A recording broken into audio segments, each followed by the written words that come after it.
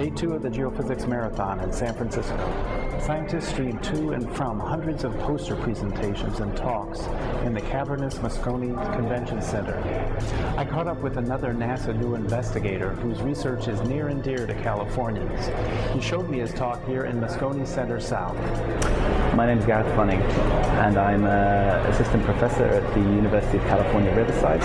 My main field of research is into the movements of faults, either in earthquakes or slowly in a form of motion we call creep. A creep is a name we give to a behavior which has a movement which is slow and steady. So we could talk about soil creep, where slopes slowly move and things like that. But in terms of faults, we are talking about a movement of a fault which is slow and steady, and in the absence of large earthquakes.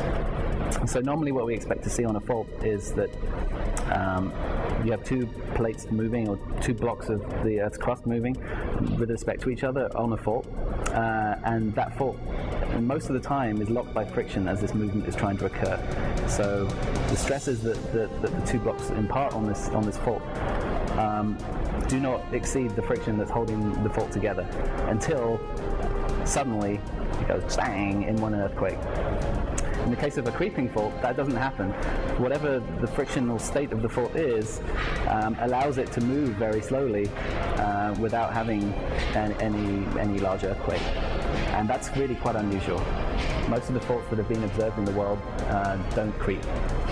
This is a project that has been funded by NASA as the education outreach element of a new investigator grant, and the grant is to study fault creep in the San Francisco Bay Area and Northern California in general.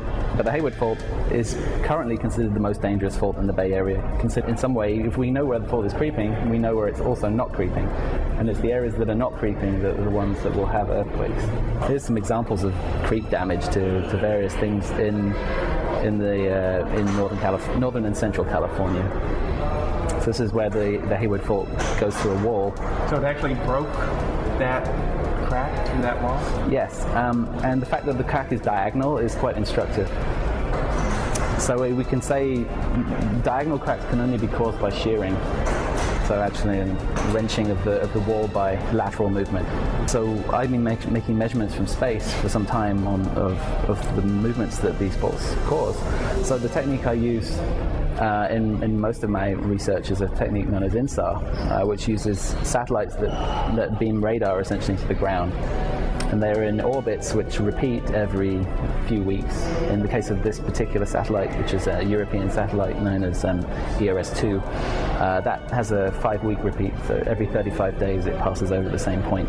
And it emits beams of radar in microwave wavelengths. The wavelength's about 6 centimeters, and it scatters off the ground and is returned to the satellite.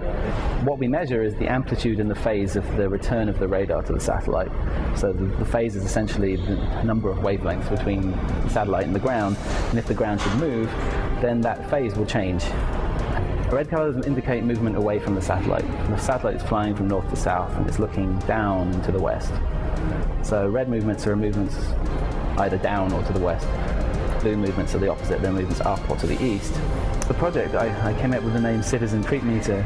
A creep meter is an instrument that's designed to measure creep on faults, and there are a few of them in the area, but they tend to be quite difficult to get permission to install, and so instead of using instruments, I thought I could use people, because people are much more flexible.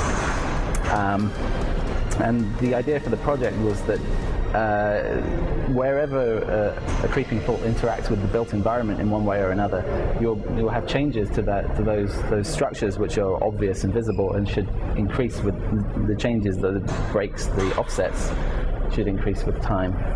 At the moment we have involved 2 local high schools in the project through this non-profit in Fremont.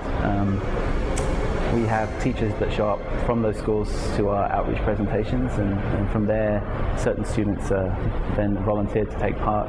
So this is one of our original photos from 2009 in one of the residential neighborhoods in the south of the city. You can see there's a small offset in the curb. And this is a photo taken 18 months later by one of our students. And well, if you look at the difference between the two, we haven't managed to completely co-register them, but you can see that there are some visually obvious changes in the curve. So a centimeter of movement actually is very consistent with the rate that we would expect to see. If a centimeter essentially means that we're getting, in 18 months, it's about 6 to 7 millimeters of movement per year, which is what we measured from satellite.